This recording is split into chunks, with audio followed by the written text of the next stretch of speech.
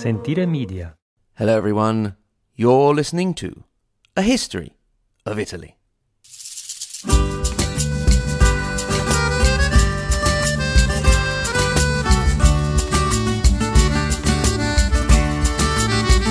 Recap episode 5 from episodes 77 to 100. E non posso più accucciarmi e così ritorno su. Before we start, a word from a couple of our sponsors. First of all, this episode is brought to you by State Bags. State Bags has beautiful, well-made, inclusively cool products, while using the power of business to give back, to shift the narrative around social injustice. For every State bag purchased, State hand-delivers a backpack packed with essential tools for success to an American child in need. But their commitment goes beyond simply a material donation. State Bags has your back. And part of that commitment is making a difference in local kids' lives. To get you ready for your commute or wherever you are traveling next, State is offering our listeners 15% off their next purchase at statebags.com using the code POD. That's 15% off your next purchase using the code POD at statebags.com. State Bags. They have your back. Today's podcast is also presented by those lovely people at Podgo. Podgo is the easiest way for you fellow podcasters to monetize your podcast, providing podcasters with a flat rate for ad space so you always know how much you get when you include an ad from Podgo, and you always get it and usually on the same day. Apply today to become a member and immediately get connected with advertisers that suit your audience because there's no obligation to include ads and you can choose the ones you prefer. That's podgo.co at podgo.co, and be sure to add a history of Italy in the How Did You Hear About Podgo section of the application.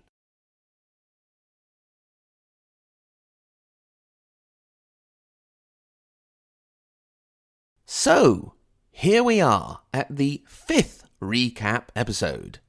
This time, we're covering a bit less time in the same number of episodes. Indeed, although we are looking at episodes from 77 to 100, we are only moving on about 50 years. We started off looking at the aftermath of the death of Holy Roman Emperor Frederick II in 1250. He was the Stupor Mundi, the wonder of the world. His was the last real centralizing power that could claim authority over the Kingdom of Italy, that is, northern Italy above the Papal States. What's more, Frederick also ruled over southern Italy, thanks to the marriage between his father, Holy Roman Emperor Henry VI, and Constance of Sicily. You could say that with Frederick, the idea of real imperial power over northern Italy also died, at least as far as the Middle Ages are concerned. So, we started by looking at how our communes were getting on in that power vacuum as they moved from the consular phase to the podestà phase. That is, when a single elected temporary ruler was called in from outside of the city. And we can now add that in some cases it is in the 13th century that we also started to see indications of the beginning of the signorie, a name used to define a new hereditary power in the hands of single families that would come about more during the course of the 14th century, and we'll have a look at that as we move on. This would characterize almost all of northern Italy and, in part, also the Papal States, due to the fact, in part, that the popes were off in Avignon for a sort of 70-year-odd holiday. Despite the fact that the 13th century saw the beginning of the end of the communes, it also marked their golden age. Many factors contributed to this. First of all, we could look at population growth in the peninsula. It is estimated, and obviously it can only be an estimate, that in the year 1000, the entire population of the Italian peninsula stood at around 5.2 million.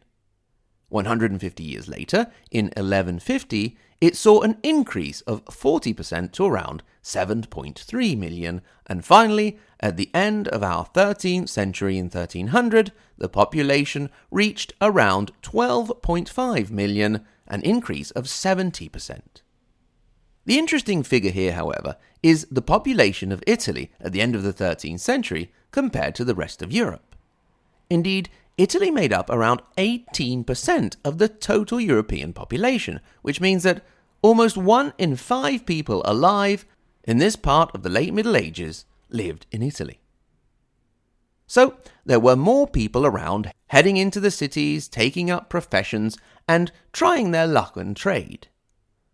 A middle class started to form and grow and eventually become part of the ruling class that was previously occupied by the nobility. This then caused an interesting discussion about said nobility and who was or was not a noble. We saw, for example, the case of a man who was considered a noble just because, well, everyone said he was, or others who were considered nobles because they had a horse or something like that. The discussion, interestingly, got to the point that people were trying to demonstrate that they were not nobles, because by that time it was in a Guelph-dominated scenario, and it was a real no-no to actually be a noble. We looked at the example of Florence, where nobles were getting chucked out left, right, and centre. Speaking of trade and new classes, the period we are recapping saw a high point in the assertion and dominance of the maritime republics such as Venice, Genoa, and Pisa. We may be popping back to visit Venice and maybe have a better look at Genoa relatively soon. The international trade networks of these communes brought in goods and wealth that then spread internally to the peninsula, adding to what was already there, and up to Europe along such important trade routes as the Via Francigena, the road up to France. These developments in commerce required a supporting infrastructure of insurance and banking, since merchants could hardly take all the risk of a venture upon themselves all the time and wander around the world with chests full of gold. Those involved in these fields grew in wealth and influence, and we will see in Florence that this led to the growing power of families such as the Cerchi and eventually a certain little family called the Medici.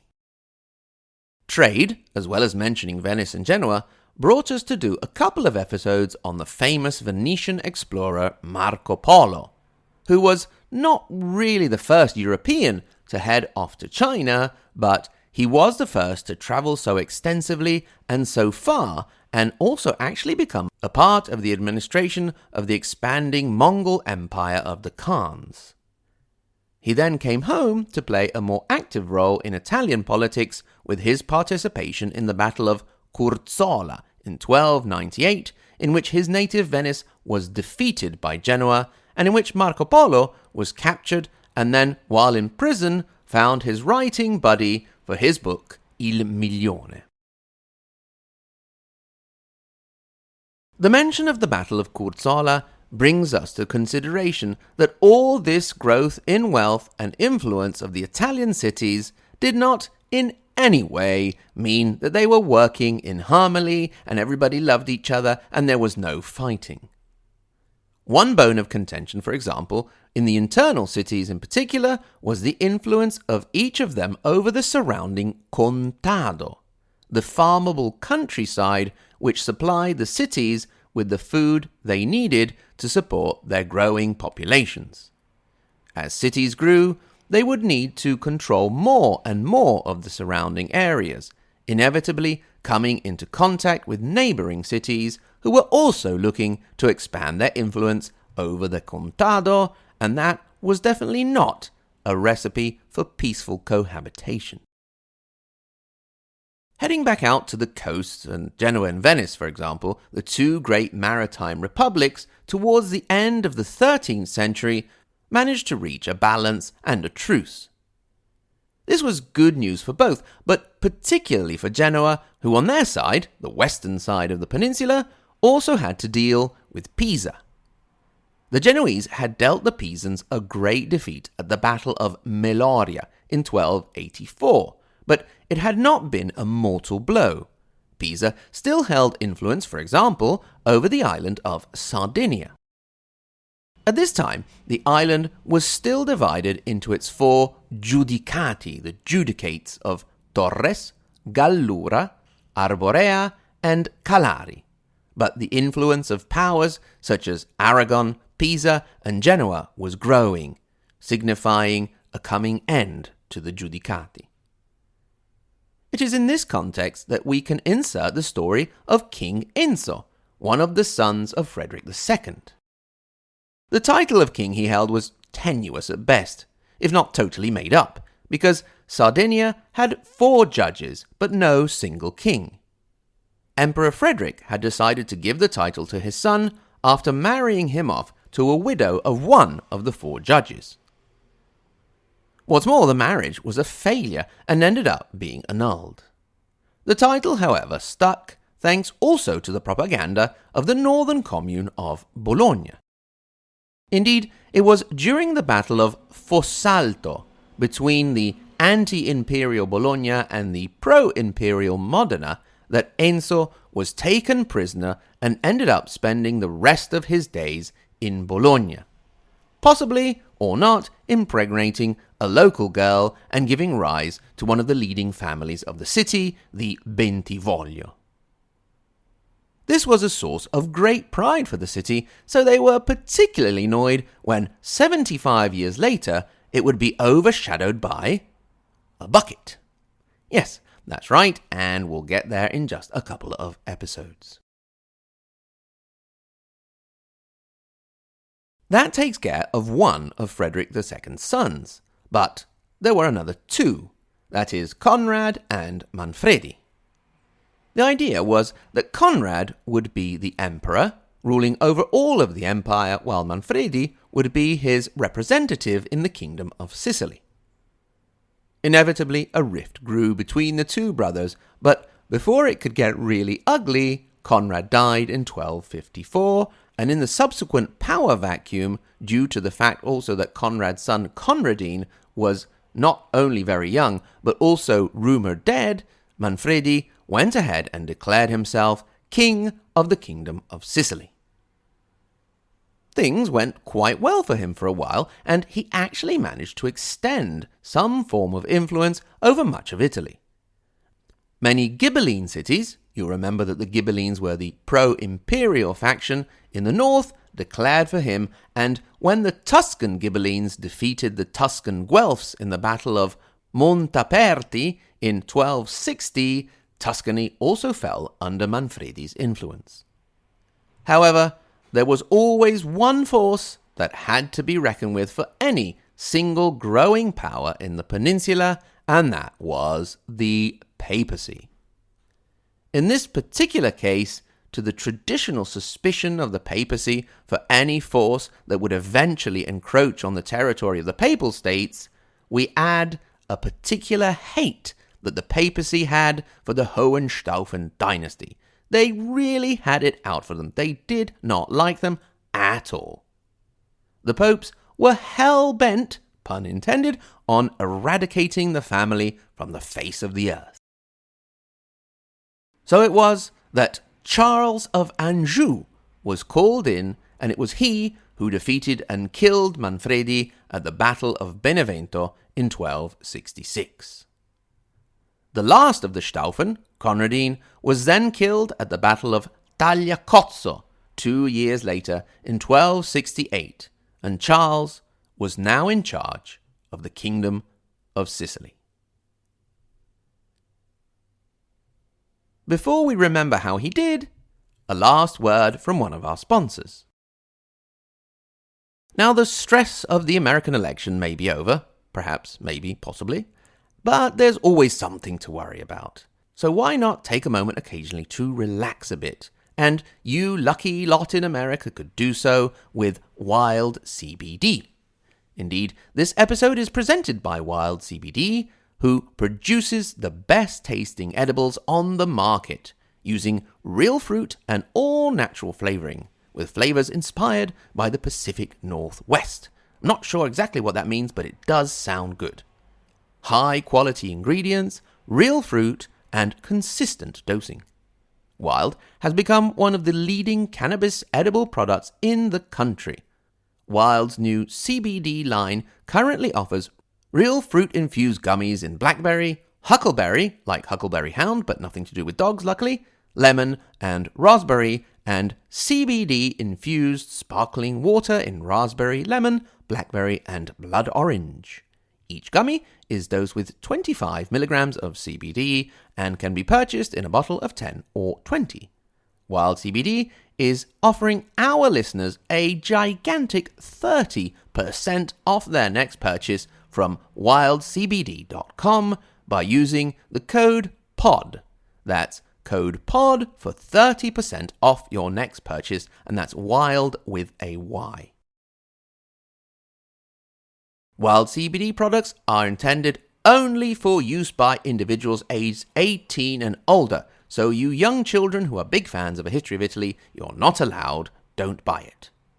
Wild CBD products should only be consumed as directed on the label, so read it carefully, and should not be used if you are pregnant or breastfeeding. You may have children that end up like me, so don't do it. All Wild CBD products are made with ingredients containing 0% THC, which is the naughty component. Consult with a health professional prior to using Wild CBD in combination with any medications or other dietary supplements.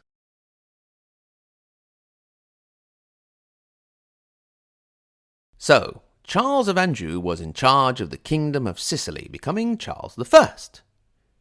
He did a pretty rubbish job, alienating the local nobles and bringing in Angevin nobles and even interfering with the papal election so it would be delayed, and he could use the moment of power vacuum to be more free, to do as he pleased.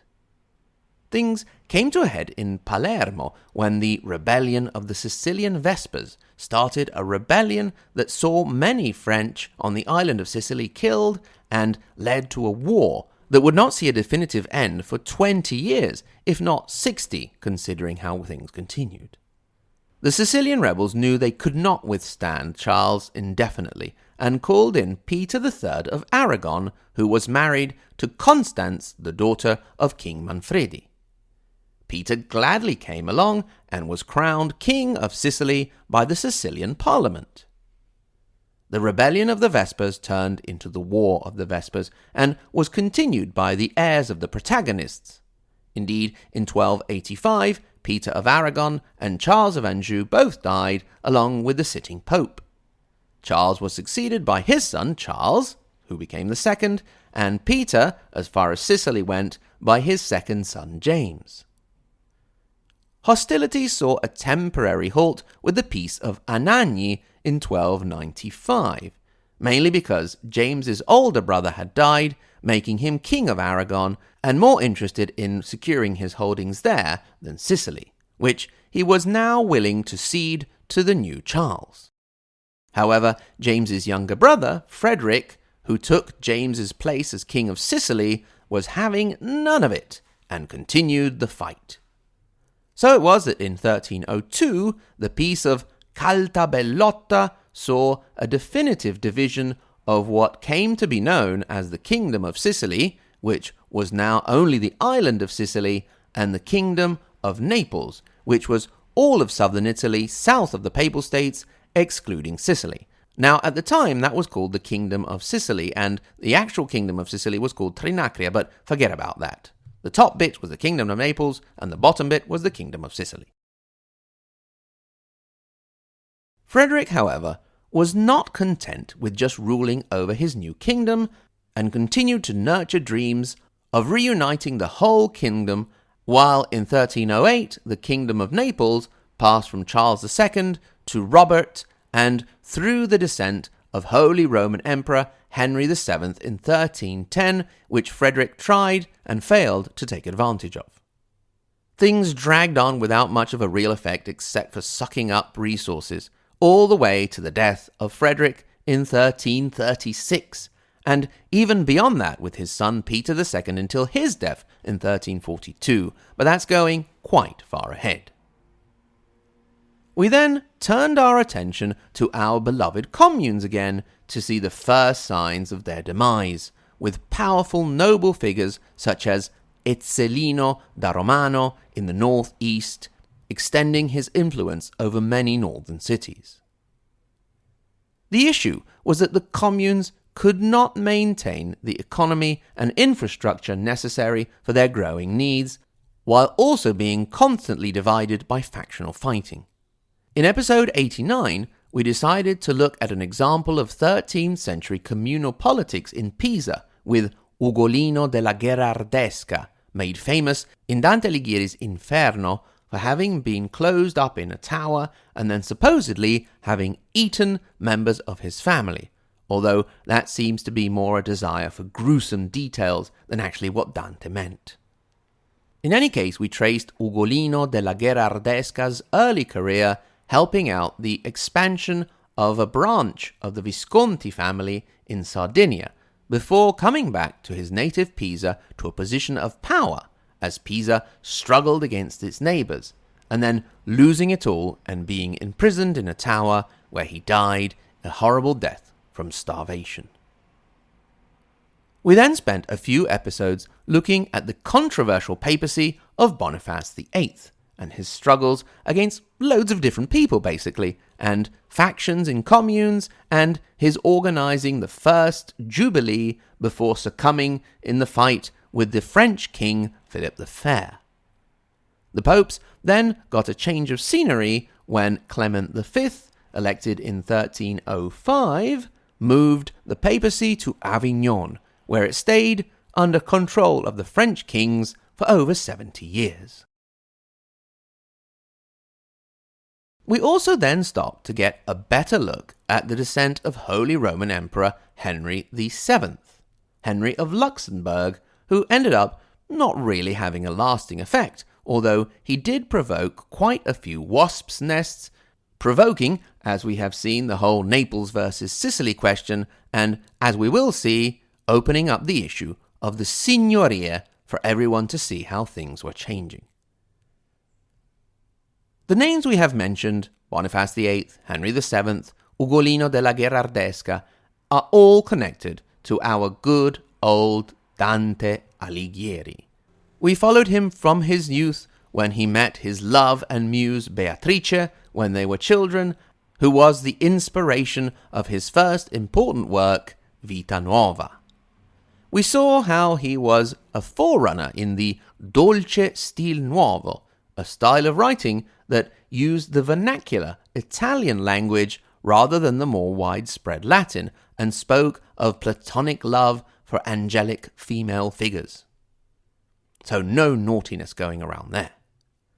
On a more concrete level, we saw how, as a young man, he participated in the Battle of Campaldino, which basically saw the end of Ghibelline influence in Tuscany. Then, after mourning for the death of Beatrice, we saw him get married and enter politics. Just at the wrong time, when the Guelphs of Florence were splitting into white Guelphs led by the Cerchi family and the black Guelphs led by the Donati. We saw that the blacks came out on top, and Dante, being a white Guelph, was exiled. It is in his exile that he wrote his masterpiece and the nightmare of Italian high school students, the Divine Comedy, and finally died in exile in Ravenna in 1321. We then moved on from the great city of Florence to what would soon become perhaps the most important city in northern Italy and would eventually become a duchy, Milan. We followed there the struggle between the Della Torre family and the Visconti, who eventually came out on top in 1310 with Matteo Visconti at their head, and despite very strong opposition from the Pope, started the expansion that would transform Milan into a powerful duchy. So that has brought us up to, and in some cases, beyond the start of the 14th century. The Renaissance is on its way, and in some cases has already started. We've spoken, for example, about Dante and Petrarch, but we also have a certain Giotto roaming around the country at this time, as well as many others. As we enter the 14th century, things will continue to be interesting. Stick with us.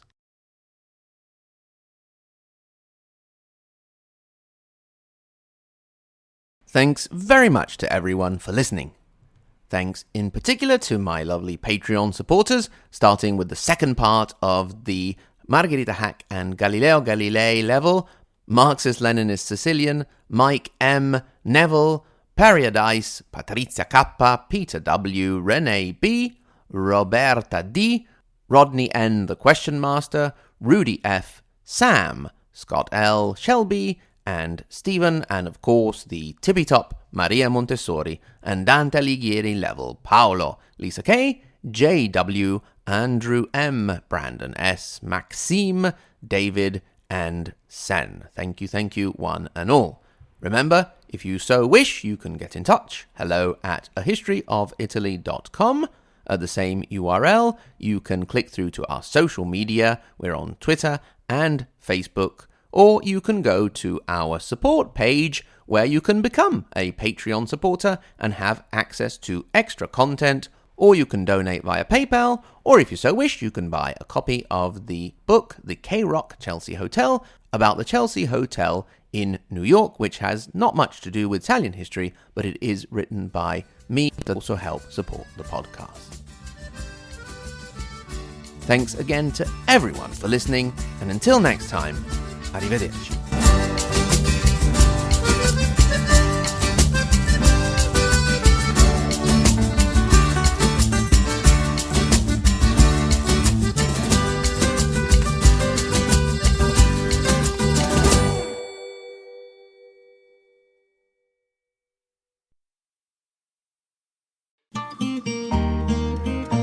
Sentire Media. Hey, podcast producers and show hosts. Do you want to join a podcast network that celebrates all things Italian? At Sentire Media, we understand the allure of Italy and its unique culture. Our devoted team of hosts and producers are all driven by their shared passion for Italy. And we work tirelessly to create the best lifestyle podcasts and content that will whisk you away to the very heart of Italy. With us, you can savor the mouth-watering flavors, get lost in the stories from the past, break down the cultural barriers, and truly immerse yourself in the vibrant traditions of this intoxicating country. If you have a great podcast idea or are already in production and would like to join Sentire Media, head over to sentiremedia.com, that's SENTIRE media.com, and find out how to submit your show.